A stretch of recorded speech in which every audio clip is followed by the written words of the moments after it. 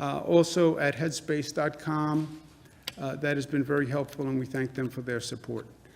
On the reopening strategy, we've said all along that it's data-driven, and a big piece of the data-driven strategy is the testing component. We've all been talking about this testing, especially diagnostic testing, which has been very important. In the beginning, the challenge was, what is diagnostic testing? How do we ramp up diagnostic testing? This is a scale that this nation has never done before. How do we do it? How do we do it quickly? And it involved the federal government, it involved the state governments. FDA had to approve tests. We then had to get our labs up and running. We set an initial goal, March 13th. Seems like a lifetime ago, but it actually was just about a month, right? Over a month. 6,000 tests a day we were going to try to do, and that sounded like a very ambitious goal.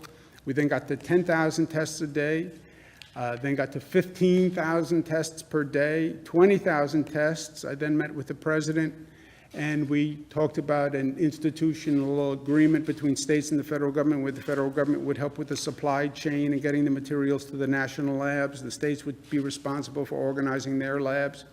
And we said we were going to try to double our capacity at that time on April 21 or thereabouts. And everybody said, oh, you're being too aggressive. You can't do it. You can't do it. And I said, well, can I tell you, that's who I am. We're at doubling the goal. We're now at 40,000 tests per day. So that's May 17th. We started with about 6,000 tests. So we now have a really significant number of tests that we can do. So much so that per capita, we are doing more than other countries, significantly more.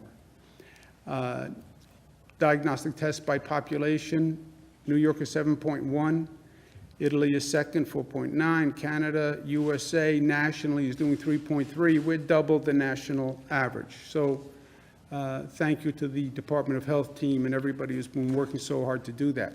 When you compare us to other states in the nation, again, we're double the percentage, not raw numbers, because we're bigger than many states, but by percentage, we're much, much higher. And this is a very big advantage for us because testing originally was used to control the virus. Now testing is really going to be very helpful in monitoring the virus, right? We're all talking about what is the spread of the virus when you increase economic activity. Well, how do you know what the spread of the virus is? Testing, testing, testing.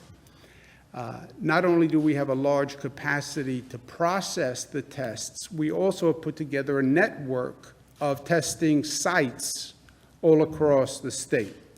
And we have a new agreement with CVS, which has a tremendous network across this state, where they're going to be bringing on testing capacity. So we thank them very much for that. But we have now 700 testing sites, okay?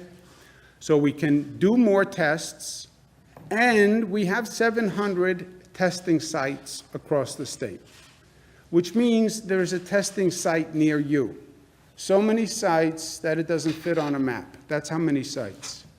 That's what a map looks like when you plot all the sites. It's meaningless unless you like those blue things all over the state. So it's 700 testing sites. What's the new problem? The new problem is we have more sites and more testing capacity than we're using. Okay? That's a good problem, but that is the next from hurdle to hurdle, right? Stone to stone? Yeah, I see it more like from hurdle to hurdle down the track. Now we have more testing capacity and more sites than we're actually using. We have drive-in sites that can do 15,000 per day. We're doing about 5,000 per day. The more tests, the better for the state, the better for society, the better for your family, the better for you. Who can get a test today? Any individual who thinks they have a COVID symptom. COVID symptoms, coughing, sneezing, fever, what else? A fever you mentioned. Sneezing, chest pain, coughing, chest pain, cough, right? Respiratory symptoms. Because COVID symptoms are basically like flu symptoms. If you think you have symptoms, get a test. Get a test. It's up to you. Any individual who has had contact with a person who you find out had COVID, right? You get that phone call, I was with you last night at a party. Turns out I tested positive for COVID. Okay, you now qualify for a test. You lose your sense of smell. You lose your sense of taste. That's a symptom of COVID. Any individual who is on quarantine, precautionary or mandatory, any healthcare worker, any nursing home worker, any first responder can go for a test today. Any essential worker who interacts with the public, food delivery personnel, person working in a retail store, they're all eligible.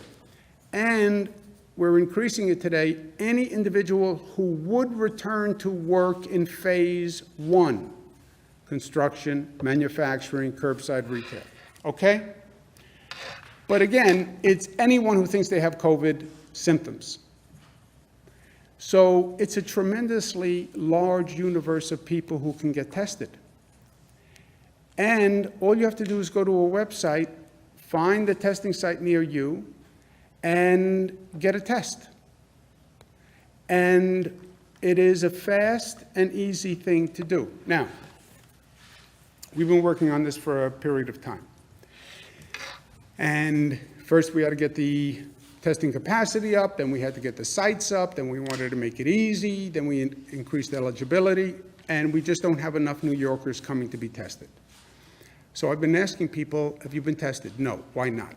Well, they can't say it's inconvenient because we have 700 sites. They can't say they're not eligible because you have any symptoms, you're eligible. There is a general proclivity where, and I don't mean any disrespect to the medical profession, my sister's a doctor, but some people just don't like to go to the doctor and don't like to get tested. On a personal level, they love doctors. How can you not? But there's a reluctance to go to a doctor's office, which I understand. I am not good when it comes to this. I don't do the scheduled, all the scheduled check-ins that I'm supposed to be doing, and it's sort of like, do I really want to know? Do I really want to go and be poked and prodded and investigated and have a test and then worry about what the test says? It's just being honest. So I am not good at this. But this test is not an invasive test. There is no pain to this test. There is nothing about this test that should intimidate people from not taking this test. It is fast, it is easy. It is so fast and so easy that even a governor can take this test. That's how fast and easy it is. And for you doubting Thomases, which is what you all are, gender neutral, because by profession you are doubting Thomases, I'm going to show you how fast and easy it is to take a test and demonstrate why there should be no reluctance. This is Dr. Elizabeth Dufort, who is in the appropriate PPE wear. Nice to see you, doctor. You make that gown look good. Head up a little bit. Head up. Close your eyes. Close my eyes. Good. Why do I need to close my eyes? You can question the doctor. That's okay. Why do I need to close my eyes? For comfort, it Comfort. might make you tear a little bit. Okay. If I fall asleep? Then we'll have you sit down. Head up a little bit.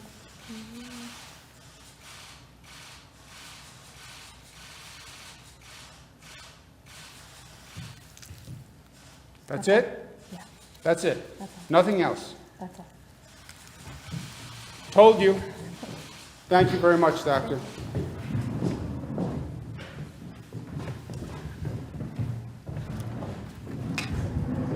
That is the whole test.